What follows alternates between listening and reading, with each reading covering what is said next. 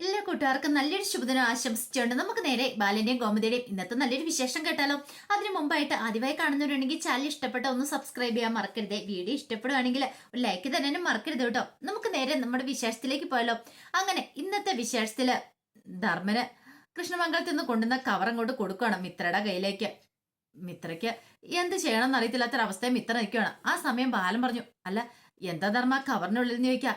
എനിക്കറിയില്ല അളിയ എന്താ കവറിനുള്ളിൽ നിന്ന്, അത് തുറന്നു നോക്കിയല്ലേ അറിയോളെന്ന് പറയണം.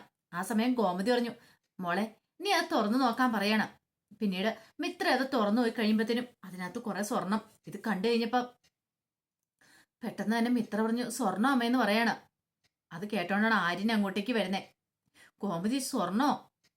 പെട്ടെന്ന് ധർമ്മം പറഞ്ഞു, അത് പിന്നെ മീനാക്ഷിക്ക് സ്വർണം കൊണ്ടേ കൊടുക്കുന്നേ ചേച്ചി കണ്ടെന്ന് തോന്നേ, അതുകൊണ്ടാന്ന് തോന്നേ മിത്രയ്ക്ക് സ്വർണം കൊടുത്തേന്ന് പറയണേ. ഇനിയിപ്പൊ കല്യാണമൊക്കെ അല്ലേ വരാൻ പോന്നേ, കാലിലും കയ്യിലൊക്കെ ഒന്നുമില്ലാതെ വെറും കൈയോടെ നിൽക്കേണ്ടെന്ന് കരുതിയാൻ തോന്നേ ഈ സ്വർണം എന്റെ തന്നു വിട്ടേന്ന് പറയണം. പിന്നീട് ധർമ്മം പറഞ്ഞു, അതെ എനിക്കറിയത്തില്ലായിരുന്നു കേട്ടോ സ്വർണം ഒന്നും ആന്നുള്ള കാര്യം, ഞാനങ്ങോട്ട് പറഞ്ഞെന്നേ ഉള്ളൂ. ഇനിയിപ്പോ ബാലന്റെ കയ്യിൽ നിന്ന് ചീത്ത കേൾക്കണമെന്ന് വിചാരിച്ചിട്ടാണ് ധർമ്മൻ അങ്ങനെ ആ കാര്യം പറയണേ. അപ്പോഴേക്കും ആര്യം വന്നിട്ട് പറഞ്ഞു, എന്താ മിത്ര ഇത്, അതെ ഇതിപ്പൊ തന്നെ കൂടെ തിരിച്ചു കൊടുത്തുവിട മാമ, ഇത് കൊണ്ടേ കൊടുക്കാൻ പറയണം. ഇത് കേട്ട ധർമ്മനൊന്നും മിണ്ടിയില്ല. മിത്രോട് നിന്നോടല്ലേ പറഞ്ഞ ഇതങ്ങോട്ട് തിരിച്ചു കൊടുത്തു വിടാനായിട്ട്, ഈ സ്വർണത്തിന്റെ ഒന്നും ആവശ്യം നമുക്കില്ല. അല്ലെങ്കിലും ഈ സ്വർണം കൊണ്ടാണ് ഇത്രയും കാലം നമ്മൾ കഴിഞ്ഞേ, അവരുടെ ഒരു സാധനം പോലും ഇവിടെ ആർക്കും വേണ്ടാന്ന് പറയണം. ഗോമതി പറഞ്ഞു, എന്താണ് ആര്യ നീ ഇങ്ങനെയൊക്കെ പറയണേ, ഇങ്ങനൊന്നും പറയല്ലേ. ഒന്നുമല്ലേലും മിത്രമോളുടെ വീട്ടിൽ നിന്ന് കൊടുത്തു വിട്ടല്ലേ. മീനാക്ഷി പറഞ്ഞു, അത് ശരിയാന്ന് പറയാം, എന്തിനാ തിരിച്ചു കൊടുക്കണേ, അതിന്റെ കാര്യമില്ലാന്ന് പറയണം. പെട്ടെന്ന് ആര്യം പറഞ്ഞു, അത് പറ്റില്ല, തിരിച്ചു കൊടുക്കണമെന്ന് പറഞ്ഞ് തിരിച്ചു കൊടുക്കണമെന്ന് പറയാം. അത്ര സമയം മിണ്ടായിരുന്ന ബാലൻ പറഞ്ഞു, അത് പറയാൻ നിനക്ക് എന്താണ് അവകാശം ഇരിക്കണേ, ഇതിനു മുമ്പ് 100-150 പവൻ തന്നായിരുന്നല്ലോ, അതെല്ലാം കൂടെ നീ വിറ്റ് തിന്നുവല്ലേ ചെയ്തേ. ആ പൈസ എന്തിയെന്ന് പോലും അറിയത്തില്ല, മേലെ പോയ കീഴെ പോയെന്ന് അറിയത്തില്ല, എത്ര രൂപ പോയെന്നറിയാവോ. എന്നിട്ടോ ഞാൻ ചോദിച്ചു കഴിയുമ്പോ അതെനിക്ക് അവകാശപ്പെട്ടാണ്, ഞാൻ ഇഷ്ടമുള്ള പോലെ ചെയ്യും, എന്തൊക്കെ തോന്നിയാസങ്ങളാ പറഞ്ഞേ. എന്നിട്ടിപ്പോ നീ എന്താടാ പറയണേന്ന് ചോദിക്കുക. ഇത് കേട്ടപ്പോ ആരും ഒന്നും മിണ്ടിയില്ല. അത്ര സ്വർണം കൊണ്ടേ വിറ്റിട്ട് കളഞ്ഞിട്ട് അപ്പൊ അവരുടെ മുന്നിൽ നാണം കെട്ട് നിൽക്കുക. ആ സ്വർണം പോലും തിരിച്ചു കൊടുക്കാൻ പറ്റിയിട്ടില്ല, നീ എന്തൊക്കെയോ പറഞ്ഞായിരുന്നല്ലോ, ആ സ്വർണം തിരിച്ചു കൊടുത്തിട്ട് ഇങ്ങോട്ട് കേറുവളം എന്നൊക്കെ, ഇനി എന്നെ കൊണ്ട് കൂടുതലൊന്നും പറയിപ്പിക്കില്ലെന്ന് പറയാണ്. ആ സമയം ആരിന് മറുപടി ഇല്ലാതെ നിൽക്കുന്ന സമയത്ത് പെട്ടെന്ന് മിത്ര പറഞ്ഞു, ഞാൻ പറയാന്ന് പറയണം. അപ്പോഴേക്കും ഗോമതി പറഞ്ഞു, വേണ്ട ഞാൻ പറഞ്ഞോളാം ബാലേട്ടനോടെന്ന് പറയണം. ആരിനെ തോന്നി കളം പന്തിയായിരുന്നു. ആര്യം പെട്ടെന്ന് പറഞ്ഞു, ആരും ഒന്നും പറയണ്ട, ഞാൻ പറഞ്ഞോളാം. അതെ എനിക്ക് കിട്ടിയ സ്വർണം അതെന്ത് ചെയ്യണമെന്ന് ഞാൻ അങ്ങോട്ട് തീരുമാനിച്ചു, അത് ചിലപ്പോ ഞാൻ വിറ്റെന്നിരിക്കും, പണയം വെച്ചെന്നിരിക്കും, ആർക്കൊന്നും ചോദിക്കാനില്ലല്ലോ എന്ന് പറഞ്ഞ് ദേഷ്യപ്പെട്ട് അങ്ങോട്ട് പറയണം. ബാലന് പെട്ടെന്ന് ദേഷ്യം വന്നു. ബാലൻ പെട്ടെന്ന് മുണ്ടും മടക്കുത്തി അങ്ങോട്ട് പോവാണ്. ഈ സമയം ഗോമതി ഒന്ന് ആരിനോട് പറഞ്ഞു, പോട്ടയുടെ മോനെ, ഞാൻ സത്യങ്ങളൊക്കെ വിളിച്ചു പറയാൻ ഓർത്താ, ഇനിയിപ്പൊ എത്ര നാളെ ഇത് മൂടി വെച്ചോണ്ടിരിക്കുന്നേ, പാവം നീ ഒത്തിരി വിഷമിക്കുന്നുണ്ടല്ലേ എന്ന് ചോദിക്കുകയാണ്. ഈ സമയത്ത് ആരും പറഞ്ഞു, സാരമില്ലമ്മേ അതൊന്നും കുഴപ്പമില്ലാന്ന് പറയണ. ആരിനറിയാം ഒരു തെറ്റും ചെയ്യാതെ ചീത്ത കേട്ടോണ്ടിരിക്കുന്ന ഉള്ള കാര്യം. ആ സമയം അകത്തേക്ക് പോയ ധർമ്മൻ അങ്ങോട്ടേക്ക് വരികയാണ്. ധർമ്മനെ കണ്ട ആര്യം പറഞ്ഞു, മാമ ഈ സ്വർണം കൊണ്ടേ കൊടുത്തേക്കാൻ പറയാണ്. ഇത് കേട്ടതും ധർമ്മം പറഞ്ഞില്ല, ഞാൻ കൊണ്ടേ കൊടുക്കത്തില്ല എന്ന് പറയാം, എനിക്ക് വയ്യ. എന്തേ നദിനേച്ചിയുടെ സങ്കടം കാണാനായിട്ട് ആശിച്ചു മോഹിച്ചു മോൾക്ക് കൊടുത്തു ഇവിടെ സ്വർണ്ണം അല്ലേന്ന് ചോദിക്കാം. മീനാക്ഷി പറഞ്ഞു, ആര്യം നീ എന്തിനാ ദേഷ്യം പിടിക്കുന്നേ, അത് കൊണ്ടേ കൊടുക്കണോന്ന് വേണ്ടേ തീരുമാനിക്കുന്ന മിത്രയല്ലേ, മിത്ര തന്നെ പറയട്ടെ, അത് കൊണ്ടേ കൊടുക്കണോന്ന് ചോദിക്കാം. ഈ സമയം മിത്ര പറഞ്ഞു, വേണ്ട ആര്യ ഇത് കൊടുക്കണ്ട, ഇത് എന്റെ കയ്യിൽ തന്നെ ഇരിക്കട്ടെ എന്ന് പറയാം. ഇതൊട്ടും പ്രതീക്ഷയില്ല ആര്യന്. ആര്യം പെട്ടെന്ന് അങ്ങോട്ടേക്ക് പോവാണ്. മിത്രയ്ക്ക് മനസ്സിലായി ആര്യന് ദേഷ്യമായെന്നുള്ള കാര്യം. ആര്യം വിചാരിച്ചുകൊണ്ട് താനിത് കൊടുക്കൂന്നുള്ള, പക്ഷെ കൊടുക്കാത്തതിന്റെ ആ ഒരു ദേഷ്യം ആ മുഖത്തുണ്ടെന്ന് മനസ്സിലായി. പിന്നീട് ബാലൻ മുറിയിലേക്ക് വന്നിട്ട് ഇവന്റ് മാനേജ്മെന്റ് കമ്പനിയെ വിളിച്ചുകൊണ്ടിരിക്കുകയാണ്. ആ സമയം ഗോമതി അങ്ങോട്ട് വന്നു. കുറെ തവണ ട്രൈ ചെയ്തിട്ടും കിട്ടുന്നില്ല. അല്ല ബാലേട്ടൻ ആരെയെ വിളിച്ചോണ്ടിരിക്കണേ? ഞാൻ ആ ഇവന്റ് മാനേജ്മെന്റുകാരെ. അല്ല ഈ സമയത്താണ് വിളിക്കുന്നത്, സമയം എത്രയാന്നോർത്ത് ഇരിക്കണേ, അതൊക്കെ നേരത്തെ കാലത്ത് വിളിക്കണ്ടല്ലേ. ഗോമതി ഞാൻ രാവിലെ തൊട്ട് വിളിച്ചോണ്ടിരിക്കുന്ന, ഇതുവരെയായിട്ടും കിട്ടിയിട്ടില്ലെന്ന് പറയാം. ഇനിയിപ്പൊ എന്ത് ചെയ്യും? ഒരു വഴിയുണ്ട്, പക്ഷേ അതിപ്പോ അടഞ്ഞു കിടക്കുവാന്ന് പറയും. എന്ത് വഴി? അതൊക്കെ ഉണ്ടെന്ന് പറയാണ്. ഇതെല്ലാം കൃഷ്ണമംഗലംകാരുടെ കളിയാന്നുള്ള കാര്യം ഏകദേശം ബാലിന് ഉറപ്പായിരുന്നു. കാരണം ഒരു ഇവന്റ് മാനേജ്മെന്റ് കമ്പനി ഇവരുടെ വീട്ടിൽ പന്തലിടാനോ ഒരു കാര്യത്തിനും വരില്ലെന്ന് കൃഷ്ണമംഗലംകാര് വിലക്ക് ഏർപ്പെടുത്തിയിട്ടുണ്ടായിരുന്നു. ഇത് ബാലിന് ഏകദേശം മനസ്സിലാവുകയും ചെയ്തു. പിന്നീട് ആകെപ്പാടെ വിഷമിച്ച് ആരിനിങ്ങനെ പുറത്തിറങ്ങി നിൽക്കുവാണ്. ആ സമയത്താണ് മിത്ര അങ്ങോട്ടേക്ക് വരുന്നേ. മിത്ര ഒന്നിച്ച് എന്താ ആര്യ ആരിന് എന്തെങ്കിലും മാറിക്കണം എന്ന് ചോദിക്കുക. ഒന്നുമില്ലാന്ന് പറയും. എനിക്കറിയാം, ഞാൻ ആ സ്വർണം വാങ്ങിച്ച ആരിന് ഇഷ്ടപ്പെട്ടിട്ടില്ലല്ലേന്ന് ചോദിക്കണം. നിനക്കിപ്പോ സ്വർണം മതിയല്ലോ, നീ അതും കൂടെ കെട്ടിപ്പിടിച്ചിരുന്നോളാൻ പറയണേ. എന്താ ആര്യ ഇങ്ങനെയൊക്കെ പറയണേ? നിനക്ക് എന്നെക്കാളും വലിയ സ്വർണത്തിനാന്ന് മനസ്സിലായി. സ്വർണം കണ്ടു കഴിയുമ്പോ തന്നെ നിന്റെ കണ്ണങ്ങോട് മഞ്ഞളിച്ചല്ലേന്ന് ചോദിക്കാം.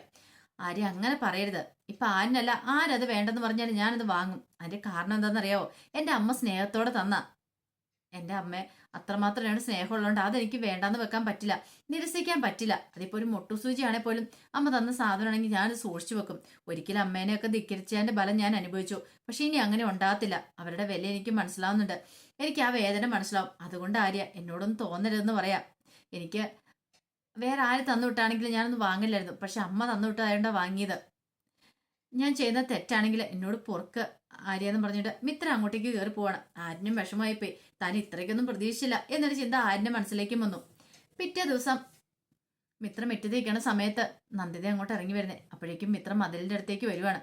അങ്ങനെ വന്നു കഴിഞ്ഞിട്ട് നിൽക്കുന്നതിനും നന്ദിനയും കൂടെ അങ്ങോട്ട് വന്നു. മോൾക്ക് സുഖമാണെന്ന് ചോദിച്ചിട്ട് ആ മുഖത്തൊക്കെ തലോട് വേണം. സുഖാമ്മയെന്ന് പറയണം. കല്യാണമൊക്കെ അല്ലേ വരുന്നേ? അതേ അമ്മേ. അതെ, മോൾക്ക് ആ സ്വർണ്ണമൊക്കെ ഇഷ്ടപ്പെട്ടോന്ന് ചോദിക്കണം. അതൊന്നും കുഴപ്പമില്ലമ്മേന്ന് പറയണം. മോള് വാങ്ങിച്ചല്ലോ, അത് തന്നെ ഒരു സന്തോഷമായെന്ന് എനിക്കറിയാം. മോള് സന്തോഷത്തോടെ എപ്പോഴും ഇരിക്കണം എന്നാ ഞാൻ ആഗ്രഹിക്കുന്നത് എന്നൊക്കെ പറഞ്ഞ് സംസാരിച്ചുകൊണ്ടിരിക്കുകയാണ്. അപ്പോഴാണ് അലോക് അങ്ങോട്ട് വരുന്നുണ്ട്. പെട്ടെന്ന് മിത്ര പറഞ്ഞു, അമ്മ അലോക് വരുന്നുണ്ടെന്ന് പറയണം. നന്ദി ഈ സമയത്ത് ഞങ്ങൾ തിരിഞ്ഞുപോയി. മിത്ര പെട്ടെന്ന് അകത്തേക്ക് പോകാനായിട്ട് തുടങ്ങുന്ന സമയത്ത് അലോക് ആ കാഴ്ച കാണുന്നത്. അലോക് നോക്കുവാണ് മിത്രനെ. മിത്ര പറഞ്ഞു, നീ ഒന്ന് പോടാന്ന് പറയണം. അപ്പോഴേക്കും നന്ദിത അകത്തേക്ക് കയറി പോയിട്ടുണ്ടായിരുന്നു. അലോകിന് ഒട്ടും ഇഷ്ടപ്പെട്ടില്ല. ഇപ്പോഴും ഇവര് കാണുന്നുണ്ടോ സംസാരിക്കുന്നുണ്ടോ എന്നൊരു ചിന്ത വന്നു കഴിഞ്ഞപ്പോഴത്തേനും അലോകിന് ഭ്രാന്ത് പിടിക്കുന്നവർ തോന്നി. ഈ കല്യാണം എങ്ങനെ മുടക്കാന്ന് വിചാരിച്ചോണ്ടിരിക്കുക.